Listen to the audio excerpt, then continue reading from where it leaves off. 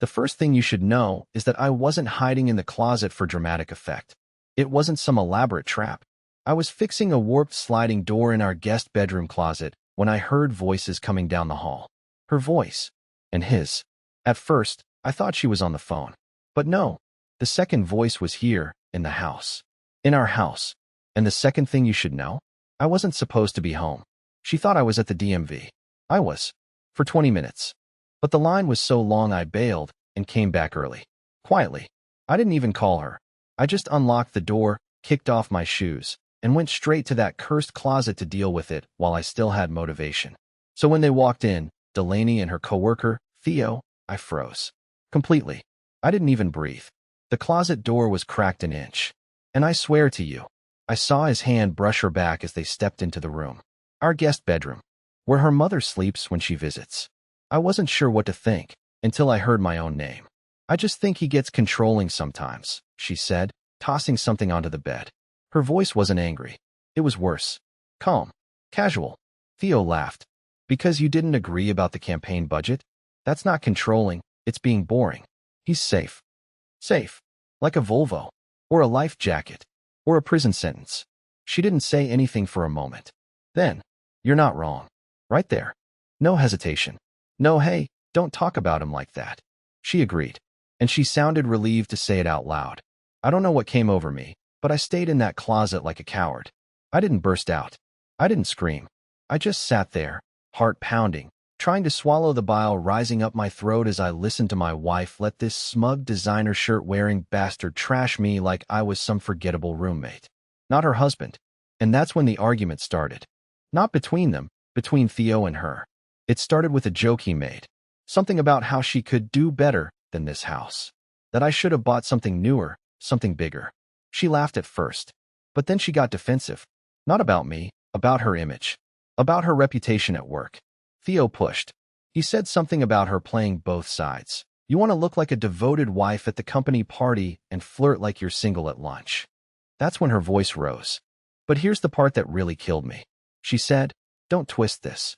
You know I care about you. But he's still there? He's still in the picture. Like I was some logistical problem. An obstruction. He shot back with, you're either with me or you're not. And without skipping a beat, she said, then I'm with you. I didn't hear anything after that. Because I opened the closet door, finally, and stood there like an idiot. And what happened next? I only said one sentence. Just one. 7 words. But that sentence ripped through the room like a blade. It changed everything. And it made her realize the one thing she never expected. I wasn't safe. I was done. I stood there in the doorway, fresh out of the closet, literally and emotionally, and they both froze. Not like in the movies, where people gasp and back away, or knock over a lamp in panic. No, they just stared. Like I was the one intruding.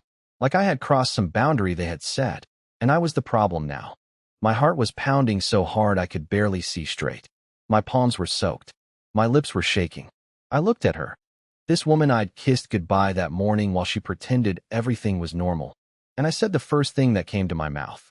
You just picked the wrong man, Delaney. 7 words. That's all. But they cut something open in the room. Theo's face shifted. He turned away like he wanted to disappear. And Delaney, she didn't cry. She didn't shout. She didn't flinch. She just looked at me like she was trying to calculate how to spin the situation. You weren't supposed to be home, she finally said. That's it. No denial. No apology. Just a flat, cold observation, as if I was an early Amazon delivery screwing up her schedule. The amount of venom behind those words nearly knocked the air out of me. I don't even remember how I responded. I think I laughed. Not because it was funny, but because my brain had no idea what else to do.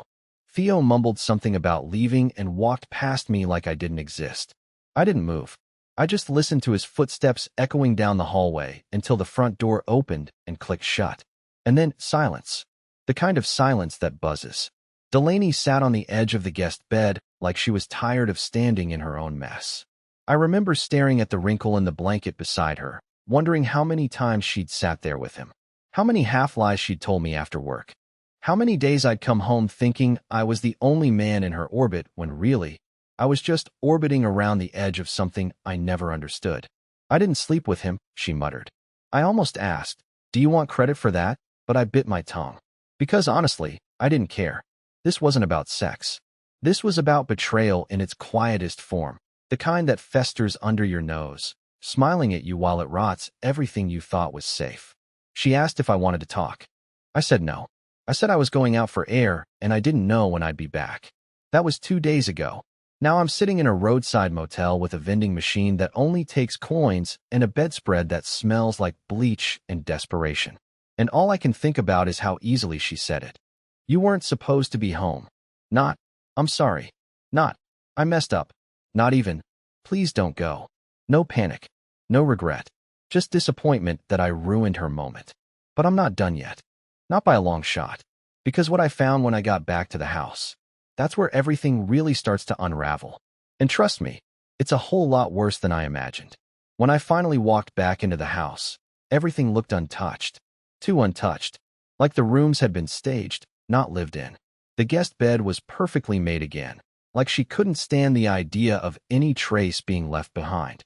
My shoes were lined up by the door, just like I always kept them. My jacket was still hanging on the hook where I left it that morning. But something felt off. Like the walls had heard things I wasn't supposed to hear. Like the silence had been practicing its lines. I went straight upstairs, not even knowing why. I didn't plan to talk to her. I didn't want an apology. I wasn't even sure I wanted answers anymore. But I needed something, some kind of confirmation that what I felt, what I saw, what I heard in that guest bedroom wasn't just some emotional hallucination. The bedroom was empty. Our bedroom. The bed was made. Her side looked too smooth, too clean, like she hadn't slept there. And that's when I noticed the photo frame on her nightstand was facing down. She never did that. Never. We had this dumb picture from a hiking trip in Oregon, both of us sweaty and sunburned and grinning like kids. She loved that photo. Said it reminded her that even when we fought, we always came back to each other. But now it was face down, like she couldn't bear to look at it. Or worse, didn't care if I noticed. My stomach twisted. I reached for her drawer. Don't ask me why. I wasn't looking for a smoking gun or some love note or hotel receipt. I just needed to know something. Anything. I pulled it open, and there it was. Her old planner. She hadn't used it in months. She did everything on her phone now, but I flipped through it anyway. Just habit, maybe. And buried near the back, folded between 2 empty pages, was a torn sticky note. Nothing more than a few words scribbled in black ink. If he finds out, blame stress. He always believes that. No name. No date. Just that. I felt my legs weaken, like the floor was about to give way beneath me. That was about me. That was her talking strategy. Not honesty. Not remorse. Just damage control. I sat on the edge of the bed, gripping that note like it could bleed.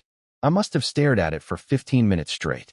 All those little things I'd ignored, the late hours, the silence, the eye rolls, the guilt turned against me. They all came crashing down in one ugly, undeniable wave. She had a backup plan for betrayal, a script, a fallback excuse, and I'd always believed it. Until now.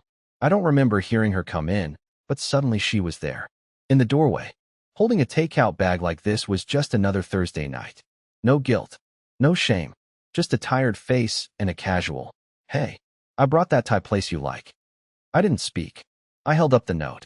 Her face didn't even flicker. "I don't remember writing that," she said, dropping her keys in the bowl. "You're really going through my stuff now." That was her concern. Not what the note said. Not what it meant. Just that I had looked. As if the real violation was my curiosity, not her betrayal. That's when I realized something else. She wasn't sorry because she never thought she'd get caught. I was never supposed to see behind the curtain. But now I had. And the worst part? That wasn't even the only note. Because 2 nights later, when she left her laptop unlocked, I found something else. Something that made me question everything about our entire marriage. Something I can never unsee. She fell asleep early that night. Or at least she pretended to. I didn't care anymore. I watched her climb into bed, plug in her phone like everything was normal, and turn away from me without a word. No good night. No are we okay. Just silence.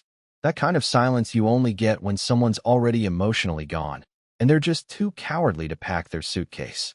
I sat in the living room, lights off, just the TV playing something I wasn't even watching. My head felt like it was trying to split itself in half. I couldn't stop staring at the hallway that led to our bedroom, like something might crawl out of it. I wasn't afraid she'd come out and scream or fight or even cry. I was afraid she wouldn't. That she'd stay in there sleeping soundly, while I sat here drowning in a marriage she was already done with. At some point, I heard the faint click of her laptop closing, too early. She always watched shows in bed, or so she said. But tonight, the sound came less than 10 minutes after she went into the room. That's what made me get up. I waited another hour, then crept back in like a ghost. She was curled away from me, breathing slow and deep. I didn't wake her. I just unplugged the laptop from the nightstand, grabbed it gently, and slipped out. Back in the living room, I sat on the floor with the screen casting a pale light across the carpet. Her desktop background was still a photo of us. Well, of me. I was mid-laugh. She'd cropped herself out. That hit harder than it should have. But I went straight to the browser. Chrome was still open. I clicked the History tab, not even sure what I was hoping to find. And there it was. A full Google search. How to end a marriage without looking like the bad guy. Followed by a Reddit thread titled, "Is it wrong to fall in love with a coworker if your marriage is already dead?" I felt sick. Physically sick. Like my body was rejecting the truth in real time. And then the worst tab. A half-written message in some anonymous email account I didn't even know she had. It was addressed to Nolan, not Theo. A different name. A different man. A different lie. I know we said we'd wait. But every day with him gets harder. He's not cruel or mean, just so heavy. Like a fog I can't clear. You make me feel like I'm breathing again. She hadn't sent it, but she wrote it. Sat down, typed it out, and left it there like a digital bomb waiting to be found. Not addressed to Theo. Not the man from the guest room. Someone else. This wasn't an affair. This was a pattern. My wife didn't just betray me once. She'd been slowly disassembling our marriage in secret chapters. Each man a different paragraph. Each lie a different font. And me? I was the permanent draft she never had the guts to delete. I closed the laptop. I didn't scream. Didn't cry. I just sat there with my hands on my knees, staring into nothing. Because the truth hit me harder than anything she ever said. She'd already rehearsed her freedom, and I was just the final performance. But what I did the next day? I didn't argue. I didn't pack. I played along. Because if she was going to treat this like a game, I was going to beat her at it. That morning, I made her breakfast. I know, you probably think I'm spineless. That after everything, after the notes, the browser history, and the email to some man she hadn't even bothered to mention, I should have screamed, thrown plates, told her to get out. But I didn't. Because explosions are loud, messy, emotional, and she'd already painted me as the sensitive one, the overthinker. I wasn't going to hand her ammunition wrapped in rage. I was going to do what she didn't expect, stay calm, smile, and quietly turn the screws. So I made her French toast, poured her orange juice in that stupid stemless wine glass she liked, put a blueberry on top like some hotel chef. And when she came into the kitchen still in her robe, hair tied up, phone in hand, she blinked like she couldn't compute what was happening. "Morning," I said, as if everything was normal. "You've been working so hard lately. Figured you deserved something nice." She hesitated, then smiled, that tight-lipped smile that didn't reach her eyes. "Thanks," she said, almost confused. She thought I didn't know. Perfect. For the next few days, I played the role. I kissed her cheek when I left, asked about her meetings, took interest in her projects, even offered to pick her up from work, which she declined, of course. Said she was riding with Nora, or had a team thing. I pretended to believe her. I told her I trusted her. I let her think she was in control. Meanwhile, I was collecting everything.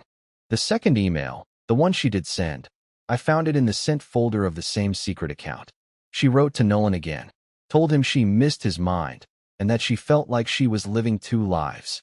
He replied, of course he did. Told her he wished she'd just rip off the bandage already. Rip off the bandage. That's what I had become. A wound she was planning to peel open and walk away from without blinking. But I wasn't going to let her choose when it ended. She didn't get to decide the exit music. I did.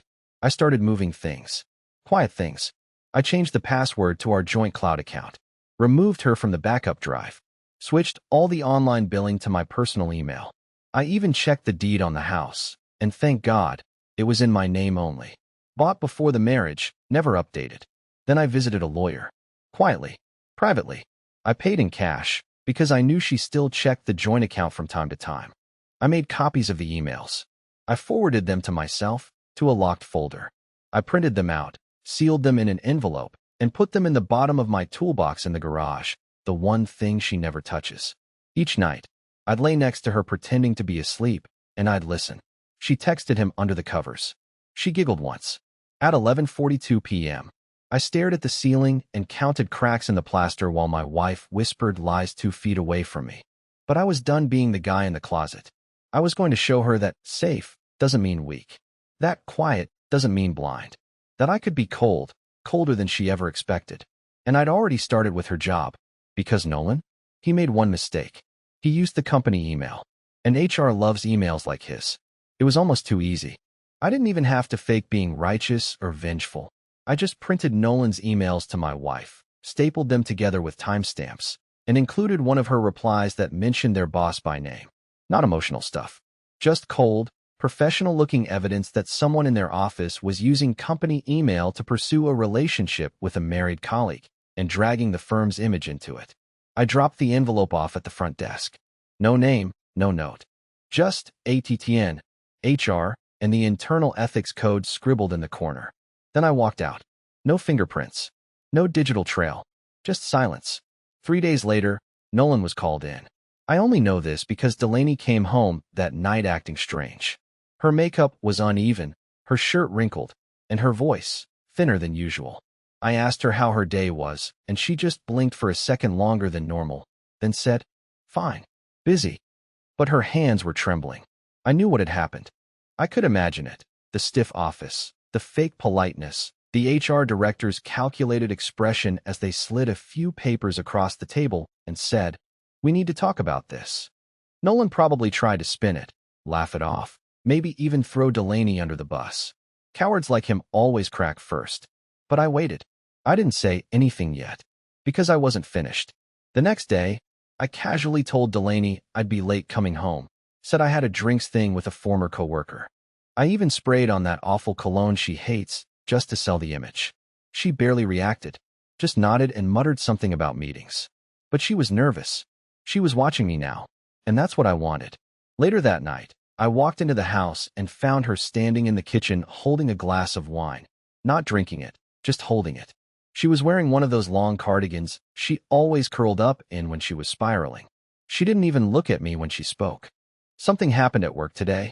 I pretended to be surprised. "Yeah? What's up?" She turned slowly, like the weight of the day had been crushing her spine. "Nolan's being investigated. They found emails between us." I raised my eyebrows, just enough to make it look real. "That sucks." She searched my face for something, guilt, knowledge, anything, but I gave her nothing. Just a shrug and a sip of water. She waited. I stayed silent. The tension in that room was electric. Finally, she whispered, "Do you think someone tipped them off?" There it was. The seed of paranoia. I shrugged again. Wouldn't be the first time someone got jealous in that office. You know how it is. I saw her throat tighten. She nodded, lips pressed together. I slept like a baby that night. By the end of the week, Nolan was suspended. Delaney was on probationary leave, pending further review. Apparently, the firm had just secured a major client, and the last thing they wanted was internal scandal tied to their name. Corporate image, you know? But here's the twist, the real one. Delaney didn't blame me. She blamed Theo. Remember him? The guy from the closet? The first one? I overheard her on the phone the next night, in the bathroom with the water running. I think Theo found out. Maybe he told someone to get back at me. You remember he got weird after I ended things, right? So now he was the villain. She was burning bridges in every direction, not realizing the match was still in my hand. And I still hadn't even told her I knew. Because what I was planning next wasn't going to be loud. It was going to be permanent. The most surreal part of watching someone fall apart is realizing how good they are at pretending they're not. Delaney still made the bed every morning. Still texted our neighbor back about the garden club. Still used my name in casual conversation like she hadn't emotionally buried me weeks ago. But I could see the cracks forming behind her eyes. She was unraveling, not because she'd been caught, but because she didn't know who had done it. I kept playing my part. I was soft-spoken, supportive, even asked if she wanted to talk about things. She said no. She was fine, always fine. Until the morning I walked into the kitchen and found her sitting at the table, staring at her phone like it had just given her a death sentence. "What's wrong?" I asked, reaching for a mug I didn't even need. She blinked at me, swallowing hard. Nolan's gone. Just gone. He quit. Deleted everything. Blocked me on everything. I faked surprise, but inside I was giddy. I knew why he'd disappeared. Nolan must have felt the walls closing in. After HR got involved, after the partners started sniffing around, he probably decided he didn't want to risk his six-figure reputation on a married woman who'd left a trail of digital landmines behind her. But Delaney? She looked pale. Panicked. She kept whispering to herself like she was trying to rewrite history in real time. She must have thought she was more in control than she really was. And that's when she did something I didn't expect. She apologized. To me. She said she'd been distant. That she'd let work come between us. That she'd been emotionally messy and needed time to figure herself out. She didn't confess. Not really. But she gave me one of those half-truths wrapped in vague remorse. The kind of apology that says, I don't regret cheating, just getting close to being caught. I just nodded. I told her it was okay. That I understood. That we could rebuild. She looked so relieved. Like she believed she still had a shot at cleaning up the mess without admitting to any of it. And while she was busy whispering her fake promises into my neck that night, I was finalizing the one thing she couldn't escape. My exit. I'd been moving money for weeks. Small amounts. Just enough not to raise red flags. Transferred out of our joint accounts into a private savings she didn't know existed. I'd already spoken to the realtor. The house was going on the market the following Monday. Fast listing, cash only, already had 2 investors interested. I wasn't leaving the house. She was. And as for the cats, they were chipped in my name. The suitcase was already in the trunk of my car. Clothes, documents, copies of everything she wrote. A burner phone, a storage unit key, even a copy of the prenup. The one she forgot she signed when she begged me to trust her all those years ago. She would wake up to emptiness. And just to twist the knife the way she twisted that damn email into my back, I had written her a note. Just a single line, printed on the same paper she used to write her fake to-do lists every week. You made your choice. I just made mine. That was all. Because she didn't need a breakdown. She needed silence. Final, cold, clean silence. But even I didn't expect how badly she'd fall apart when she read it. I left just before dawn. I didn't slam doors. I didn't leave a dramatic voicemail. I didn't pack everything, just enough to never come back. The silence I gave her was the same silence she fed me for months. Only now, it echoed louder than she ever imagined. When she woke up, the bed was cold. The closet half empty. The cats fed, but gone. My ring, left on the kitchen table beside the note. No begging. No long speech. Just that one line. You made your choice. I just made mine. It took her exactly 47 minutes to start calling. I didn't answer. She texted. Dozens. Voice notes. A photo of the empty closet. What is this? She wrote. Finn, come back. Please. I didn't. Because for the first time in years, I could breathe. The storage unit I'd rented felt like a sanctuary. Small but mine. No lies in the walls. No one checking their phone at midnight. No whispers behind bathroom doors. Just peace. I slept on an air mattress the first night, under a blanket I hadn't shared with anyone but myself in 6 years. I slept like a man who had finally stepped out of the storm. 2 weeks passed before I heard from someone who wasn't her. It was her sister. She messaged me privately, said she didn't know what had happened, but that Delaney was not okay. Said she'd been crying nonstop, missed work, even tried to visit my parents pretending it was just to talk. I didn't respond, because at some point, you have to stop rescuing people who set the house on fire and blamed you for the smoke. I focused on rebuilding. I found a small design firm across town. Nothing flashy, but the people were kind. Supportive. I told them I'd gone through a rough patch, and they gave me space to prove myself. And I did. I worked late not because I was trying to escape home, but because I loved what I was doing. I started smiling again. I ran into an old friend from college at a bookstore one night. Her name was Clara. We talked about obscure novels and ugly coffee mugs. No expectations. Just real conversation. 3 weeks later, we had lunch. 2 months later, we couldn't stop texting. Clara knew about the divorce. I told her the truth, slowly. She didn't flinch. She didn't pity me. She just listened. And then she said something I'll never forget. You weren't too sensitive. You were just with someone who didn't value how deeply you felt. It hit me like a wave. Because that was it. That was the truth I'd been trying to chase in the middle of all the lies. I was never broken. I was just with someone who resented my ability to care. Delaney? She still sends messages. Once a month, usually after midnight. Always the same tone. Guilt, confusion, sometimes anger. The last one simply said, I still don't understand what happened. But I do. She picked him. Then another him. Then another. And I finally picked me. That was the ending. Not revenge. Not drama. Not chaos. Just peace. And if you've ever been where I was, in that closet, in that silence, in that slow death of being ignored, let me say this. You don't have to set anything on fire. Just walk out. Quietly. Proudly. Permanently. And you'll be shocked how beautiful the world feels when you stop begging someone to see you and start seeing yourself again.